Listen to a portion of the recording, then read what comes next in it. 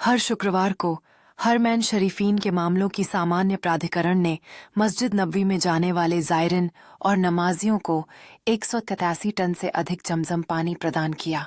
Saudi समाचार agency SPA के अनुसार हरमैन शरीफीन के प्रवक्ता ने बताया कि जमजम पानी 608 विशेष कंटेनरों कूलर्स के माध्यम से प्रदान किया गया। जमजम के कंटेनर्स मस्जिद नबवी में विभिन्न जगहों पर नमाजियों के लिए रखे जाते हैं। प्रवक्ता के अनुसार मस्जिद नबवी के आंगन राहदारियों और फ्लोर पर रखे गए कूलर्स के माध्यम से जमजम नमाजियों के लिए आसानी से उपलब्ध रहा। हरमैन शरीफीन प्रशासन के अनुसार ये कूलर्स पानी को ठंडा रखने के साथ गुणवत्ता को बनाए रखने के लिए डिजाइन किए गए हैं। मस्जिद प्रशासन की ओर से जमजम की निरंतर आपूर्ति को सुनिश्चित करने के लिए एक नियमित संस्थान है, जहां सैकड़ों श्रमिक जमजम की आपूर्ति के लिए मौजूद हैं।